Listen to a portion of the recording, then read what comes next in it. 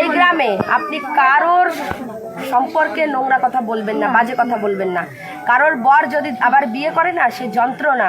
আপনি যদি বুঝতে পারতেন আপনার বর দুটো তিনটে বিয়ে করতো, তাহলে জ্বালাটা বুঝতেন। আপনার বর করেনি, আপনি বুঝতে পারেন না। তাই আপনারা আপনাদের মতন এই যে কূটনীতি রাজনীতি করে যে মহিলাগুলো, তাদেরকে ট্রিটমেন্ট করা উচিত। আপনারা সিসিটিভির মতন খবর সংগ্রহ করেন আর কুটুস করে একটা কামড় দিয়ে ব্যাস ঝগড়া অশান্তি বাঁধিয়ে দেন। এগুলো আপনি আর করবেন না। আপনার নামে যদি এখান থেকে কোনো একটা লিখিত আমার কাছে গেছে, তো আপনাকে কি হাল করব আপনি বুঝবেন। তারপর বলে দিলাম, কূটনীতি করবেন না। এই গ্রামে থাকবেন, ভদ্রভাবে থাকবেন। কারোর সংসার ভাঙার চেষ্টা করবেন না, দরকার হলে জোড়াবেন। এই গ্রামে পারে না, জোড়াবেন। আপনি তো একজন ভালো মানুষ, আপনি একজন ভালো মা, আপনার মেয়ে আছে, আপনি বোঝেন না বয়স হয়ে গেছে। হ্যাঁ, কেউ কোনোদিন সতীনের ভাত খেয়ে তার মজা করে খায়, সে কত জ্বালা জানেন? সতীনের কারণে কেউ খেতে পারে, সুস্থভাবে সংসার করতে পারে? আপনি সতীন সংসার করেছেন, আপনি বুঝবেনই তো না।